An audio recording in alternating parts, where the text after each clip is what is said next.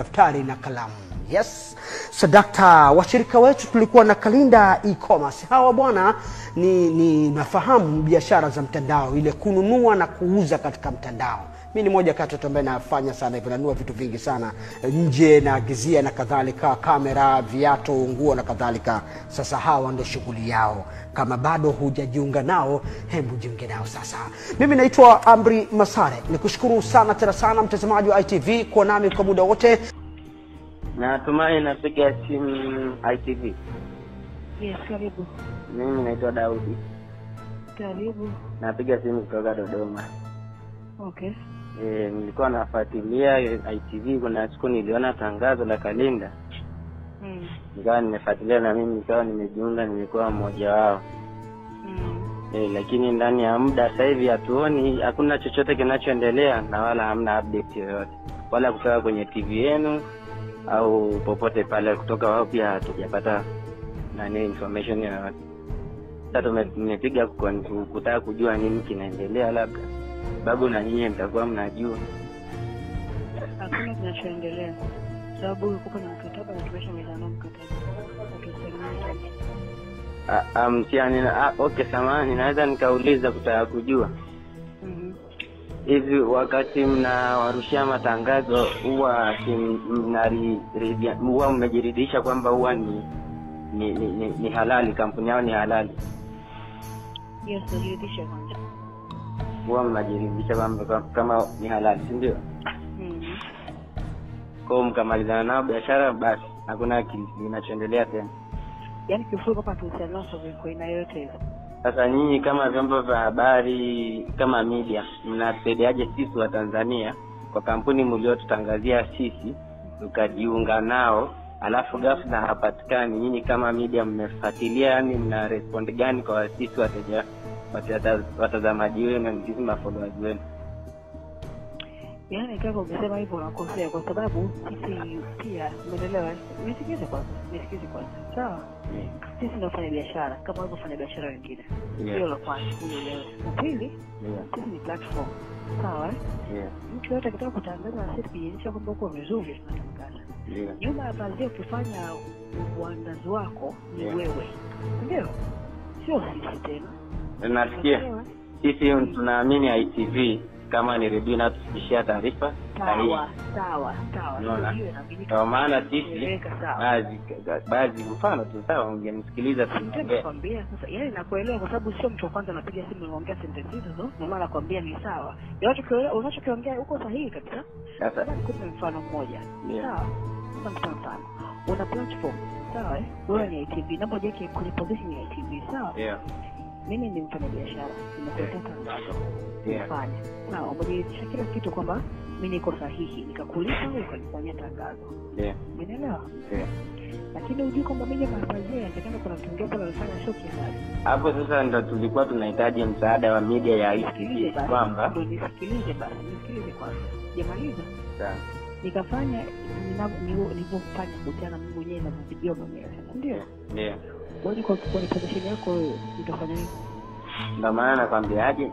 Nijibu swali basi. Mimi ndo na shida. Mimi maswali labda ungenisikiliza, na mimi ni ngumu kujibu swali, maana hata swali lenyewe mimi nakwambia ni ngumu na ndio iko hivyo kwa sababu gani? Sisi tunapiga ITV kutoa malalamishi yetu, nyinyi ndo washawishi. Unapomtangazia mtu kitu lazima ujue huyo mtu namtangazia. Sio kushawishi. Ule ni ushawishi. Biashara. Ndio. Biashara si kufanya matangazo ili watu wakujue, ufikie watu wengi tofauti wanaofikia hivi. Sisi inatuhusu vipi? Yaani nyinyi inavyowahusu sisi. Kwa mfano sisi wananchi, sisi ambao tunatazama ITV, tumejiunga kifurushi, tumesubscribe, tunatumia channel yenu kupata matangazo. Mfano ya Coca-Cola, ikiwemo na Kalynda. Sasa nyinyi pale ambapo mnatangazia watu ili wafikie wananchi wajiunge, na tukajiunga kutokana na ushawishi wenu kama ITV, nyinyi kuwatangaza hapo, tukajiridhisha sisi mpaka kitu kiko kwenye media ya ITV na uhalali wa ITV, lazima hichi kitu ni halali, tukajiunga. Alafu ghafla hakipo, nyinyi mnatujibu kwamba sisi hatujui tukifanya kutangaza. Huwezi kutangaza wezi, mfano mimi niwe ninaiba, sijasemea Kalynda ni wezi, sijasema Kalynda ni wezi. Mimi kama mimi natoa malalamiko yangu kwa sababu nimeelewa kupitia kazi. Sasa unanisikiliza au unisikilize? Ndio nikakupa mfano kwamba wewe ni TV, mimi nitoka tangazo. Huwezi kujua mimi kunyuma anafanya nini kwa sababu vile ungejikishia umeshafanya wewe. Ndio maana mwanzoni nikauliza, hivi wewe unapomtangazia mtu business yake ni halali au si halali kitanzania? Yaani kisheria. Sorry? Yaani kwamba mpaka wewe unamfanyia yaani mpaka wewe unamtangaza Kalynda, si ndio? Wewe lazima ujue kwamba hii kitu mimi natangaza ni halali au sio halali. Uweze kusema mimi siwezi kujua nyuma ya pazia tangaze. Nisikilize. Hivi swali langu umeelewa vizuri mfano wangu unakupa. Nimekwambiaje? Mfano mimi wewe ni TV, mimi ndio mfanya biashara, nimekuletea biashara. Utajuaje mimi hata kama vigezo vyote unavipitia vya kwako kwenye kampuni yako, ukajua kama mimi ni halali. Utajuaje kila kitu ambacho nakifanya nyuma pazia kwamba ni kibaya? Sasa mimi sisemi kwamba nyinyi walichokuwa nafanya mmeshiriki. Nijibu kwanza swali, utalijua. Swali ni hivi wanachokifanya lazima mjue kwa sababu gani wewe unatangaza. Utakijua. Ndio, utakijua kwa sababu mimi siwezi kutangaza kitu sikijui. Lazima niwe na kitu niridhika nacho kwamba mimi ninachotaka. Ni makampuni, nisikize, ni makampuni mangapi? Naomba nikuulize swali. Sawa, wewe ni mtu unajielewa na mimi kwamba umesoma. Ni makampuni mangapi ambayo sawa yamesajiliwa serikalini lakini bado nyuma kazi wanapatia madawa kulevya? Hivyo sijui, labda kama ITV najua mimi kama chombo, mimi nimekupa mfano kama chombo cha kutoa habari.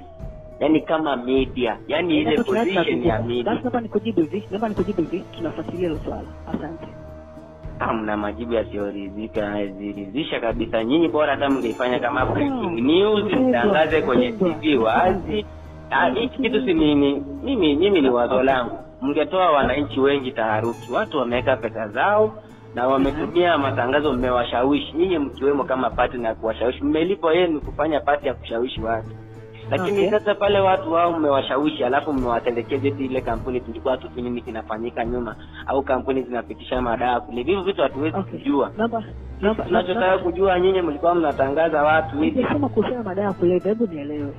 Nimetoa mfano. Mimi najua maongezi yako sijasema kwamba nisikize basi. Naomba nikupe swali.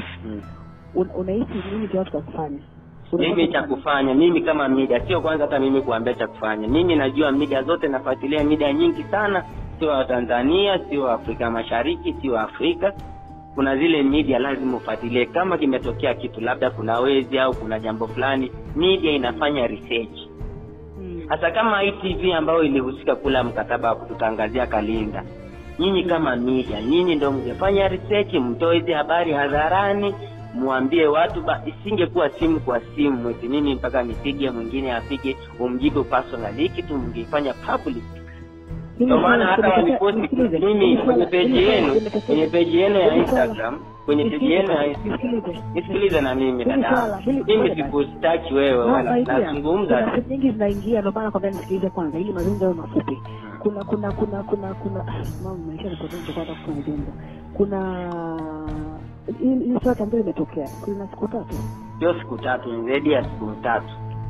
Maana yangu ni kwamba mpaka watu wanaanza kuinform ama kitu ni siku 3.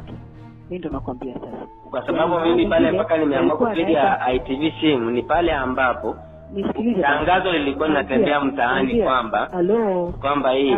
Naam. Unanisikiliza? Ungenisikiliza mimi ndio nalalamika.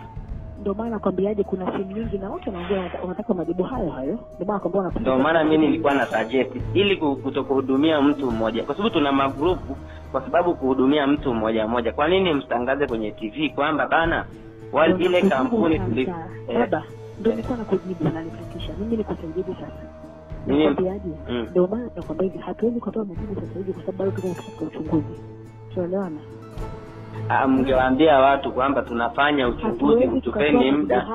Hatuwezi. Sasa kwa nini mbona mlitangaza sister, mbona nyewe media huwezi kaenda upfront kabla hujapata majibu. Unamtangazia mtu nini?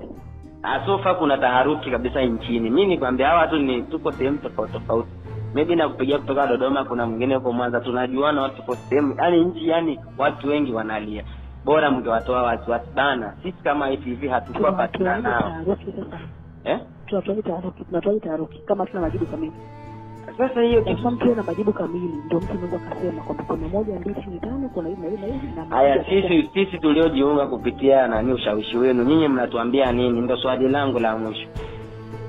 Aje kupata jibu kwa sahihi, si kwenye nafasi ya kujibu. Yaani mpaka hivi wenyewe mnatupa wasiwasi kabisa na hili jambo. Hamtupi majibu ya kuturidhisha sisi tukatulia.